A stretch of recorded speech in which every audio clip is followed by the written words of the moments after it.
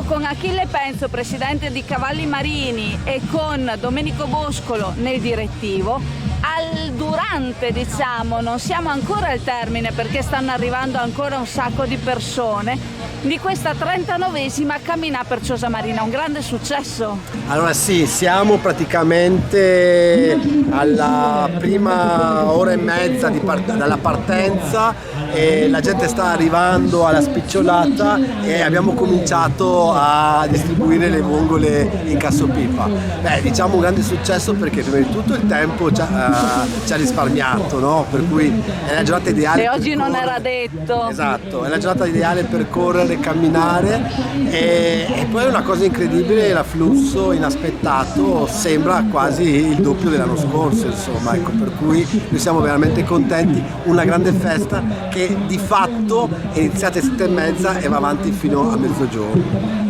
Tanti da fuori Moltissimi, Chioggia. abbiamo qui nel parcheggio dei pullman e tantissimi della provincia di Verona, di Vicenza, da Cittadella, sì, tanti delle zone, insomma, nel Veneto e soprattutto gruppi numerosi, ecco, di varie associazioni di camminatori e di runner. Un ottimo modo per visitare Chioggia in maniera inusuale. Certo, diciamo sempre che la marcia è un pretesto, è il pretesto, cioè uno viene qui per correre ma poi per godersi della città, quindi tutta questa gente che viene da fuori rimarrà in città, mangerà qui, si farà un giro in spiaggia e avrà un ricordo di questa giornata indelebile. Stiamo già preparando la 40esima edizione?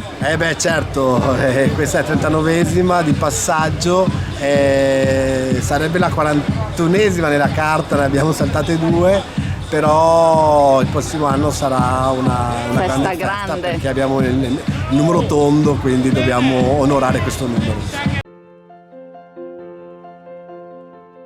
Da oltre 50 anni Zambonin cerca le soluzioni migliori per il tuo arredo bagno e per i rivestimenti per la tua casa.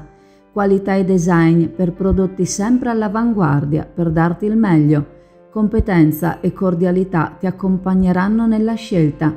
Zambonin, un nome, una garanzia. Via Padre Emilio Venturini, Chioggia, Venezia.